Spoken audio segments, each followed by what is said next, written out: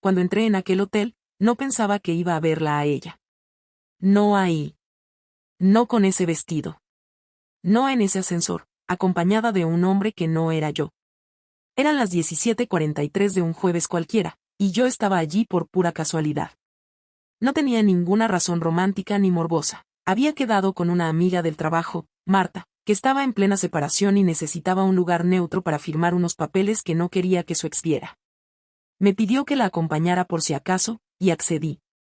El hotel quedaba al lado de la oficina, un sitio bastante discreto. Esperando en recepción, con 2 cafés en la mano, miré hacia los ascensores.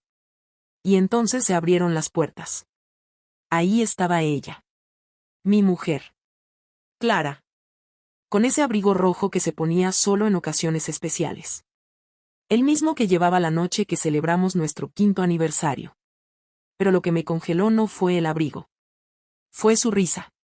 Esa risa que conocía de memoria. Esa risa que no era para mí. El tipo que la acompañaba era más joven. Más alto. No era alguien que yo conociera, pero por la forma en la que Clara lo miraba, como si no hubiera nadie más en el mundo, no necesitaba saber quién era. Lo supe. Lo supe sin necesidad de espiar, revisar móviles ni perseguirla. Ellos no me vieron. Salieron por la puerta giratoria y subieron a un taxi. Ella se abrazó a su brazo antes de subir. Él le besó la frente. Yo no hice nada. Ni un gesto. Ni una palabra. Solo me quedé ahí, con los 2 cafés en la mano, uno de ellos ya frío, pensando que acababa de presenciar el principio del fin. Pero lo que aún no sabía es que ese final iba a ser mucho más enrevesado de lo que jamás habría imaginado. Porque si crees que el peor momento de una infidelidad es descubrirla, es porque nunca has tenido que seguir sonriendo frente a ella como si no supieras nada.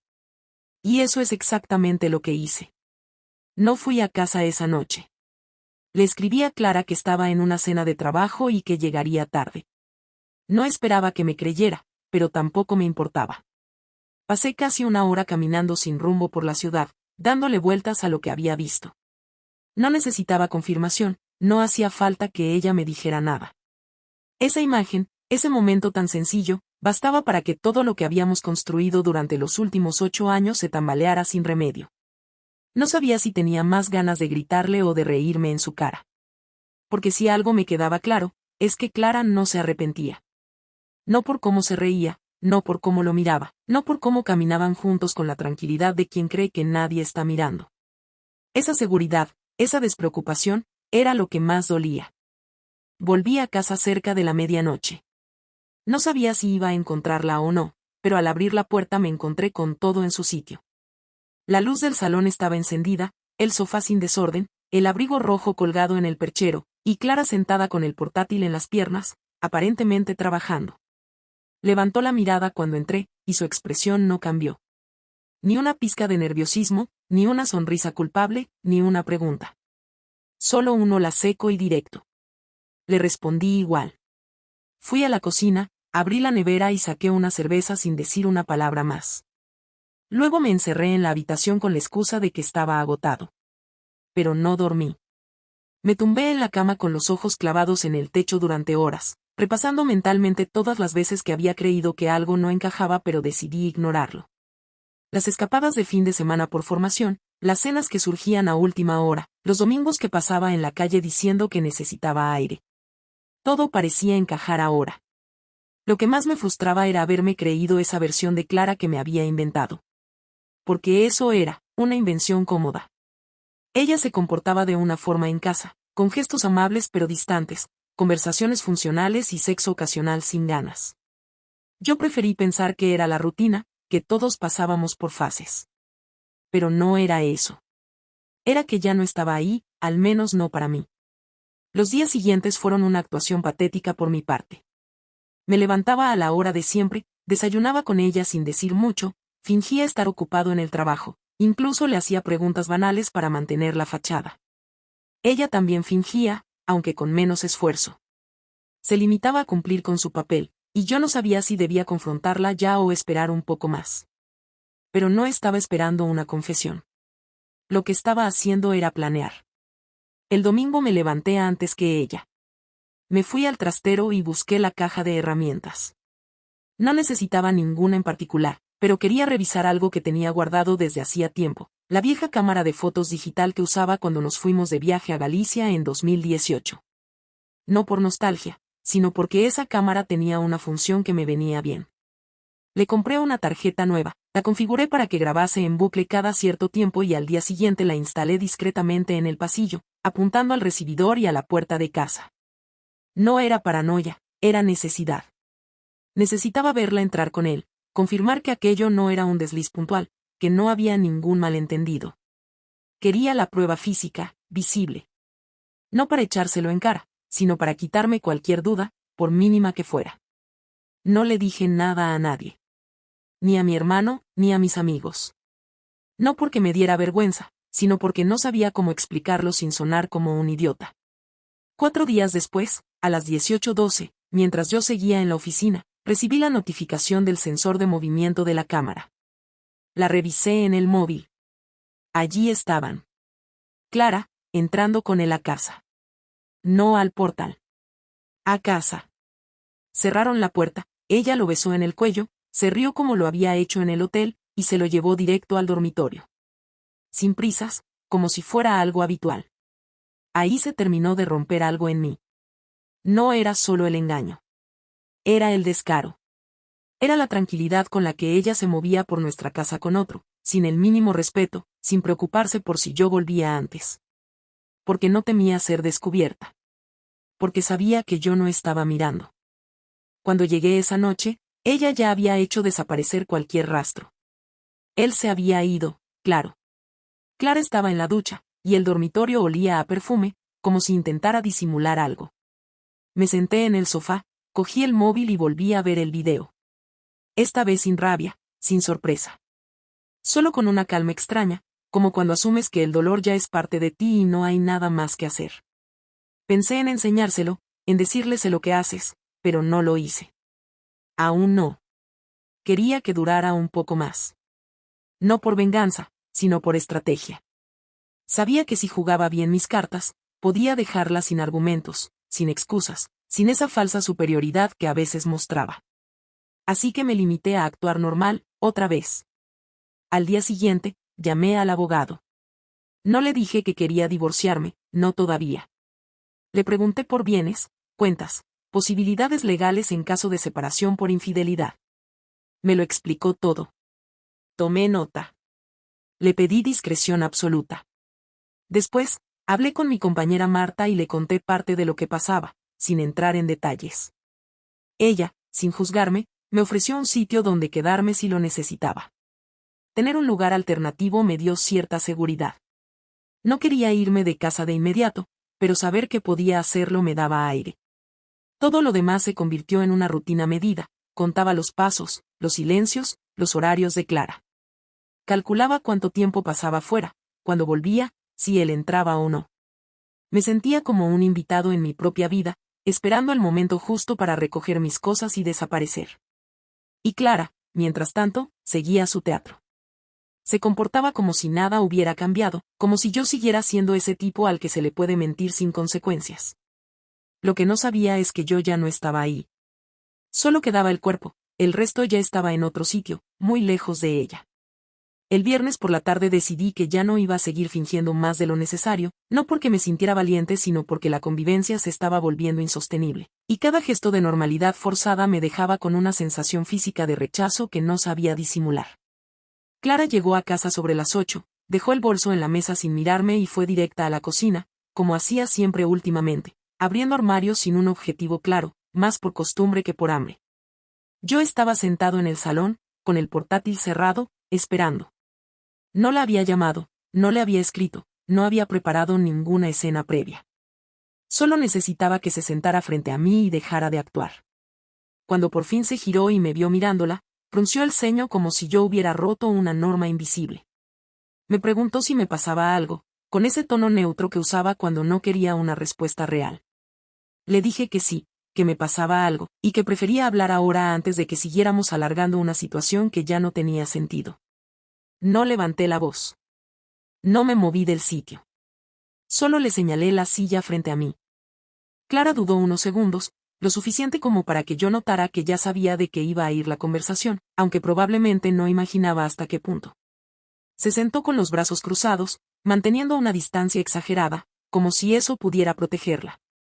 Le pregunté directamente desde cuando entraba otro hombre en nuestra casa cuando yo no estaba. No utilicé rodeos, ni suavicé la pregunta. Vi cómo se le tensaba la mandíbula, cómo su respiración cambiaba, cómo buscaba una respuesta rápida que no encontraba.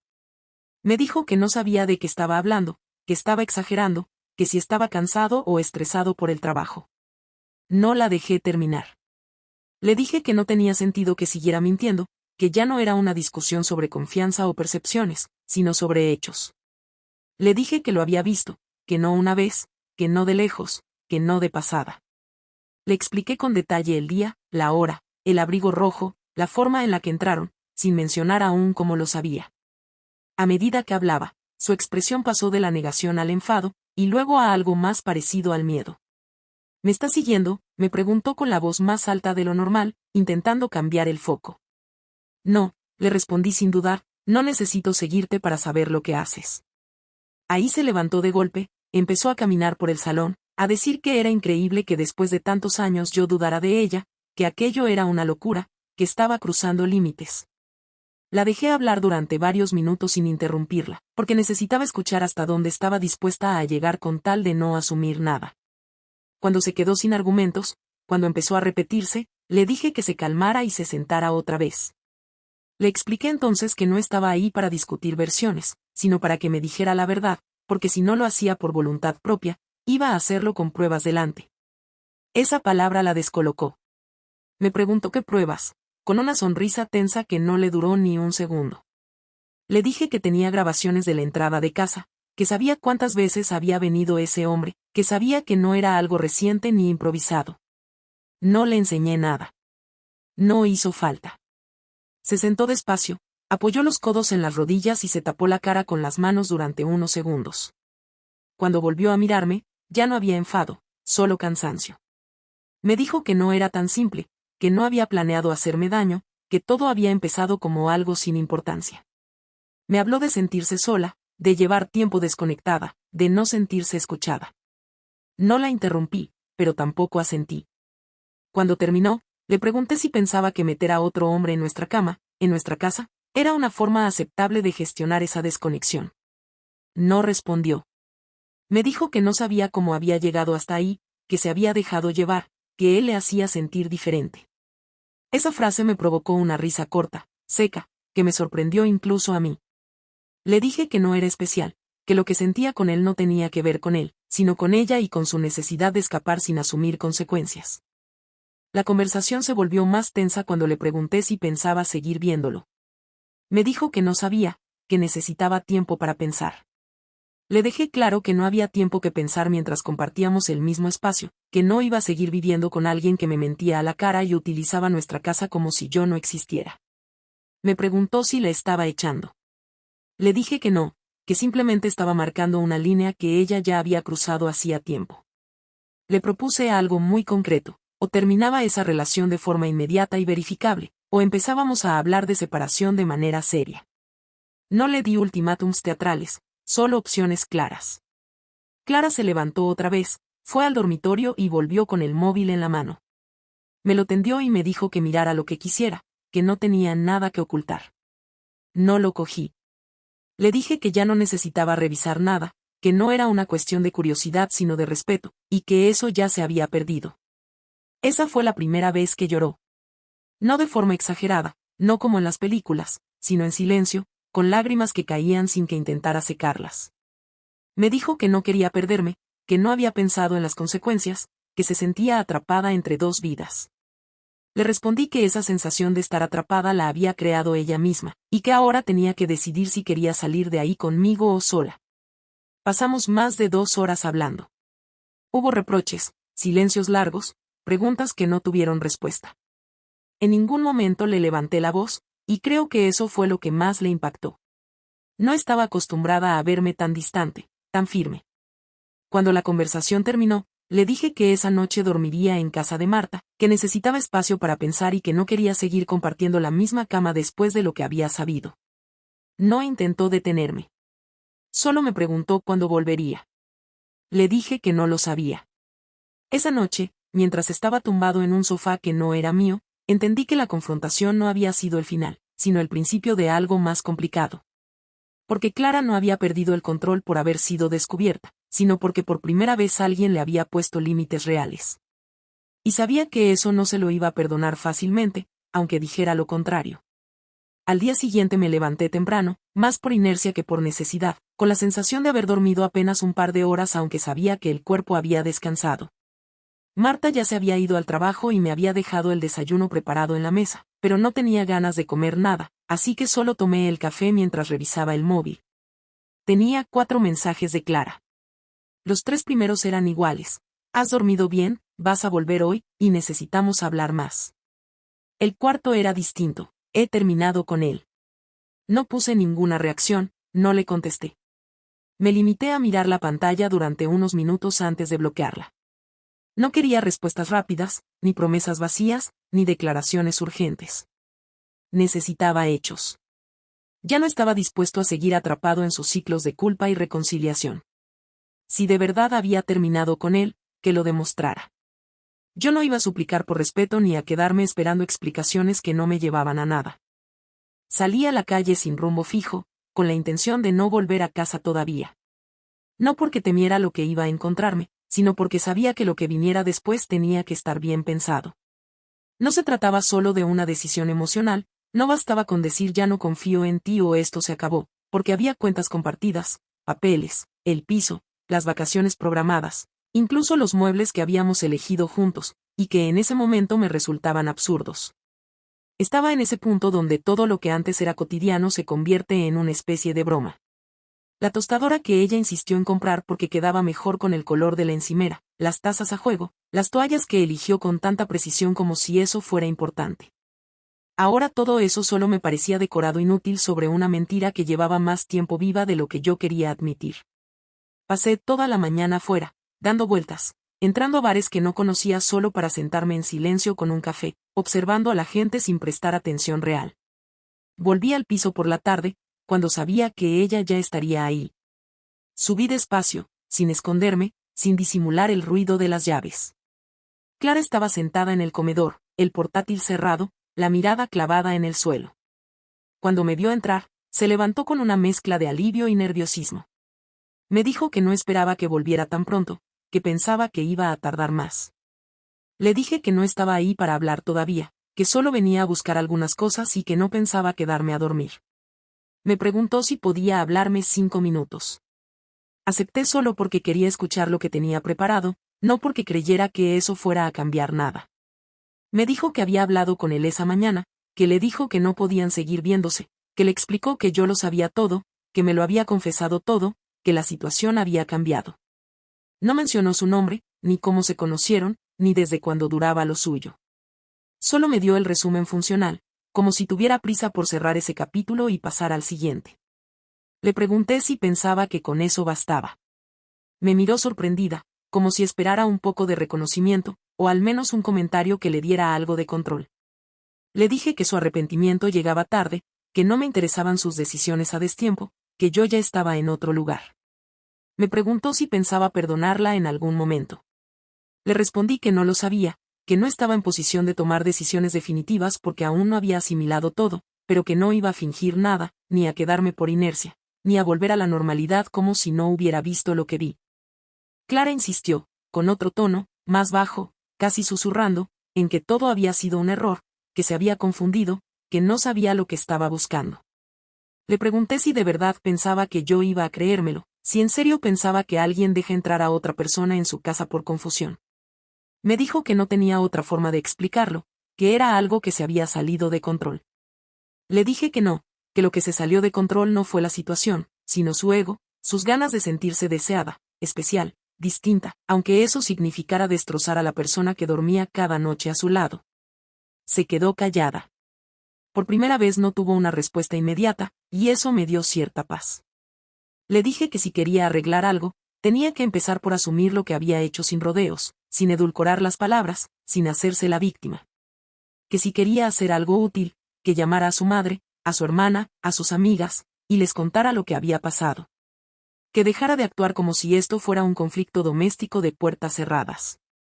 Me dijo que eso no lo iba a hacer. Le dije que entonces no había nada más que hablar. Guardé un par de maletas con ropa, el portátil y mis documentos, y salí sin decir nada más. Dormí otra vez en casa de Marta, que no me preguntó nada. Al día siguiente, cambié de sitio. Me instalé temporalmente en un pequeño Airbnb cerca del centro, barato, incómodo, pero suficiente. Desde ahí comencé a organizar todo. Revisé los contratos, las cuentas bancarias conjuntas, hablé con el abogado otra vez. No me lancé a pedir el divorcio de inmediato, no por miedo, sino porque quería que cada paso estuviera bien atado, sin margen de error. No le dije nada a Clara durante esos días, y ella tampoco intentó buscarme. Su silencio me pareció extraño, pero también cómodo. Por primera vez en semanas, sentí que podía respirar sin esa tensión constante de saber que algo estaba ocurriendo a tus espaldas. El miércoles recibí un correo de ella. No era largo. Decía que estaba dispuesta a hacer lo que yo necesitara para que recuperara la confianza, que si quería vender el piso, que lo hicieran, que si necesitaba distancia, que lo entendía. No mencionó al otro, ni se defendió, ni trató de justificar más. Solo ofrecía espacio, opciones, silencio. No supe si eso era un avance o una retirada estratégica. No respondí. No aún. Quería que pasara una semana completa sin verla, sin escucharla, sin tener que fingir ninguna emoción. Y así fue. 7 días sin llamadas, sin mensajes, sin reproches. Solo el eco de una relación que ya no existía, y la extraña calma de saber que, aunque no había tomado la decisión final, ya estaba caminando hacia ella sin vuelta atrás. El viernes por la mañana recibí una llamada que no esperaba. Era la madre de Clara. No nos hablábamos mucho desde hacía tiempo, y nunca había sido de meterse en nuestra relación, pero su tono en esa llamada no dejaba lugar a dudas. Me dijo que necesitaba hablar conmigo en persona, que no iba a juzgarme, que solo quería entender. Le pregunté si Clara le había contado algo. Me dijo que sí, pero que sentía que no tenía el cuadro completo. Acepté verla ese mismo día, más por curiosidad que por necesidad. Quería saber qué versión había elegido Clara para contarle a su madre, porque eso diría más de sus intenciones que cualquier correo educado o mensaje arrepentido. Nos vimos en una cafetería del centro. Cuando llegué, ella ya estaba ahí, con una libreta pequeña y un gesto incómodo que no le había visto nunca. Me saludó con un beso que se sintió más por compromiso que por afecto. Esperé a que empezara ella. No tenía intención de ser el que abriera el tema. Tardó menos de 1 minuto en hacerlo. Me dijo que Clara estaba mal, que llevaba días sin dormir bien, que no salía de casa, que apenas hablaba. Me preguntó si todo era verdad, si realmente había otra persona, si Clara lo había traído a casa. Le dije que todo eso era cierto y que no iba a justificarla. Su madre bajó la mirada, asintió sin decir nada, y luego preguntó si había algo que se pudiera hacer.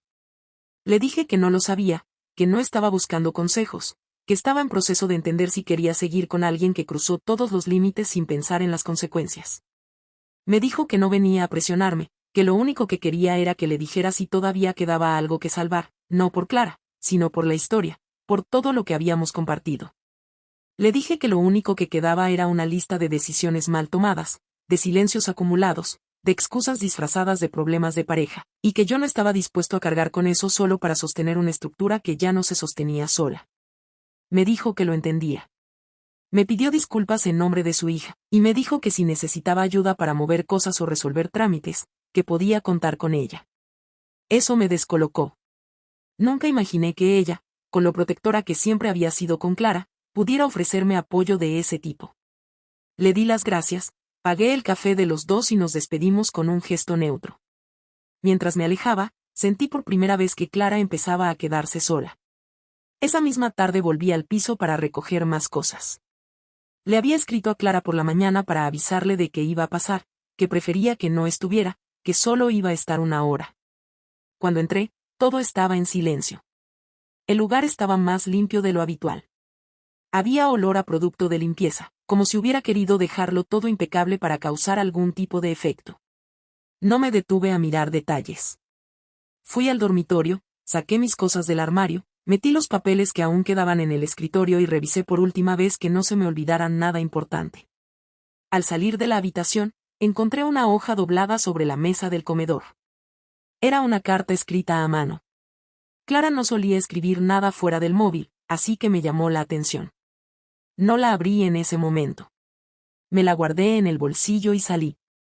Leí la carta esa noche, después de cenar solo. Era una mezcla de disculpa, confesión y súplica. Me contaba que no sabía en qué momento empezó a pensar que lo que hacía era justificable, que el otro tipo no era importante, que solo era una excusa para escapar de algo que ella misma había creado. Me decía que no esperaba perdón, pero que necesitaba decirme que nada de eso había sido planeado para herirme. Me pedía que no recordara nuestra relación por ese error, que intentara pensar también en los años buenos, en los días normales, en lo que fuimos antes de que todo se volviera tan vacío. Terminaba diciendo que, pasara lo que pasara, me seguía queriendo, aunque entendiera que eso ya no significaba nada. Guardé la carta en una caja con otros papeles. No lloré, no sentí rabia, ni siquiera decepción. Solo una especie de confirmación. Clara seguía sin entender.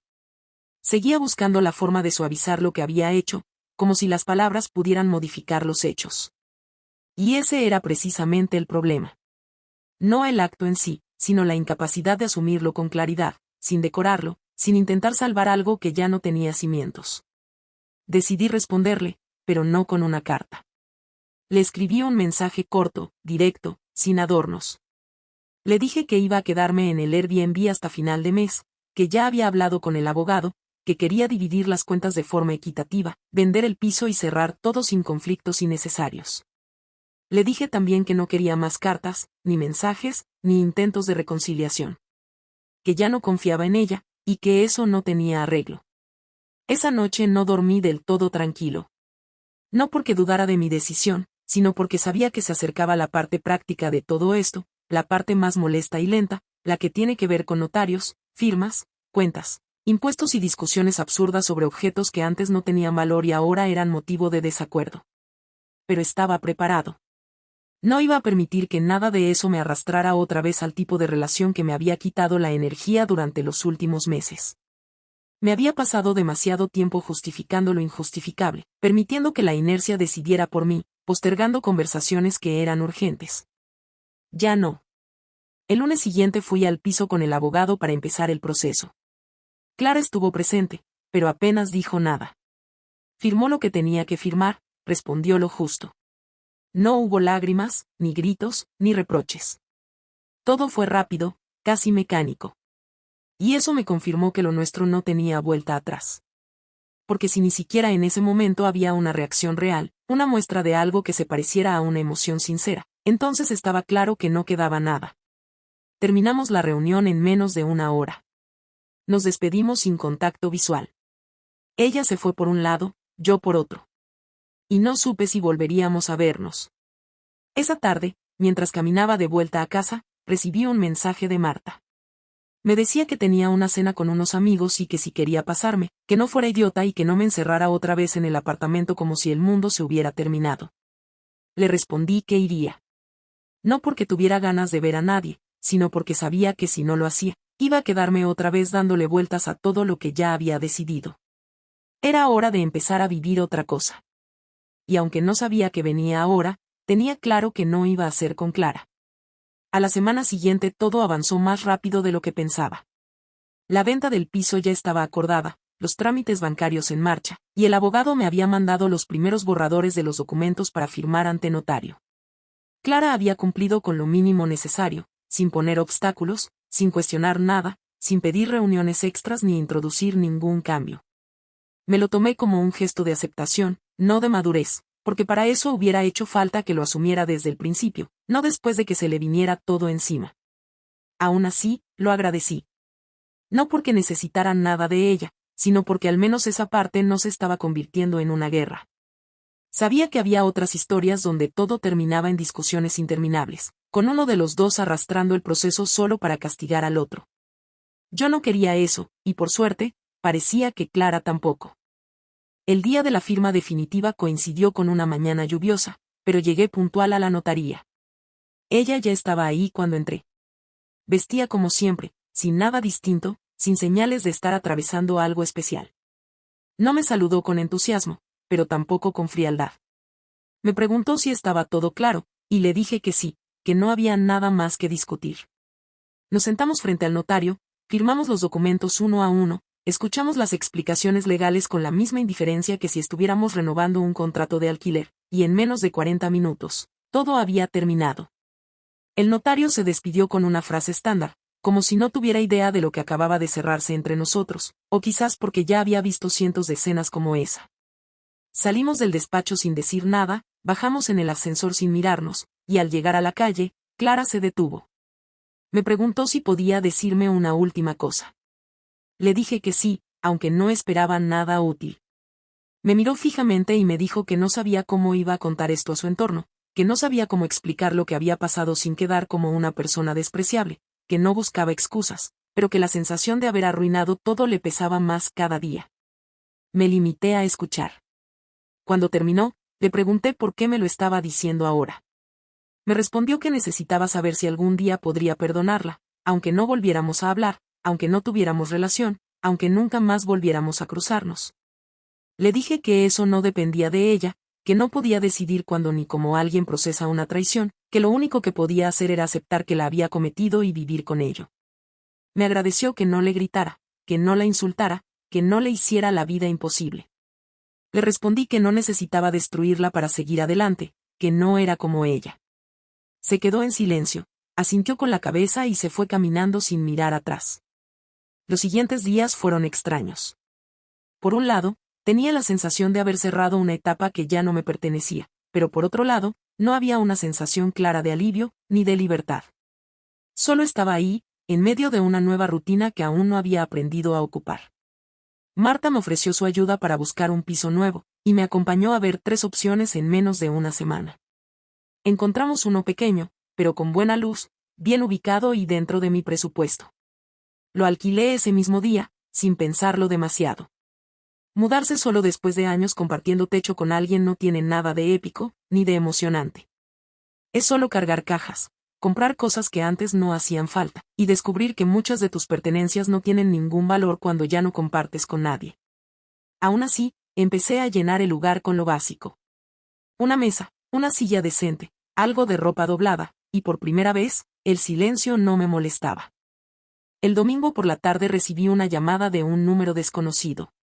No la atendí al principio, pero insistieron. Contesté sin ganas, y del otro lado estaba él. El otro. Me dijo su nombre sin titubeos, como si lo hubiera ensayado. Me dijo que sabía que no era bienvenido, que entendía que no tenía derecho a pedirme nada, pero que necesitaba decirme algo.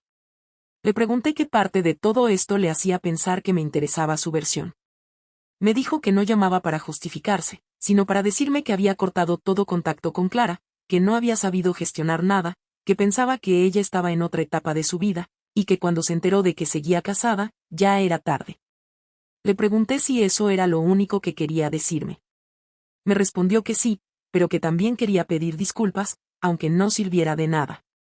Le dije que no las aceptaba, que no era mi función absorber la culpa de otros, y que si realmente quería hacer algo útil, que aprendiera a no meterse en casas ajenas. Colgó sin decir más. No conté esa llamada a nadie, ni a Marta, ni al abogado, ni a los amigos que empezaban a saber que me había separado. No porque quisiera proteger a nadie, sino porque ya estaba cansado de repetir la historia. La gente preguntaba con más interés del necesario, como si esperaran un detalle escandaloso o una reacción emocional que no iba a darles. Cuando empezaron las invitaciones a cervezas, cenas, encuentros para hablar de lo que pasó, empecé a rechazar algunas. Me daba cuenta de que una parte de esas conversaciones no tenían que ver conmigo, sino con su curiosidad, con su necesidad de ver cómo se desmorona algo que parecía estable. No iba a ser parte de ese espectáculo. Empecé a vivir sin reloj, sin una planificación cerrada, solo con pequeñas decisiones diarias que me permitían sentir que recuperaba el control. Cambié de gimnasio, dejé de ir a algunos sitios que solíamos compartir, y me hice el hábito de caminar por las mañanas, sin auriculares, sin música, sin distracciones. Solo caminaba, pensaba, y volvía. Me ofrecieron un proyecto nuevo en el trabajo que implicaba más responsabilidad, y acepté sin dudar. No como una forma de escapar, sino como algo que podía llenar un espacio que ya no quería ocupar con memorias inútiles. No volví a hablar con Clara después de la firma. Su número seguía bloqueado, y no tenía intención de desbloquearlo. No por odio, sino porque no había nada más que decir. Lo que vino después fue solo una consecuencia de sus decisiones. Ella eligió su camino, y yo elegí no seguir caminando detrás de alguien que no miraba hacia mí. Y eso fue todo. Así terminó. Sin una gran explosión, sin escenas públicas, sin venganza. Solo con el tipo de final que nadie quiere vivir, pero que llega cuando la verdad se impone y lo único que queda por hacer es continuar. No con otra persona, no con un plan de reconstrucción emocional, no con frases inspiradoras, sino con la rutina de alguien que ya no espera nada de quien lo traicionó. Y que aprendió, por fin, a no conformarse nunca más con tan poco.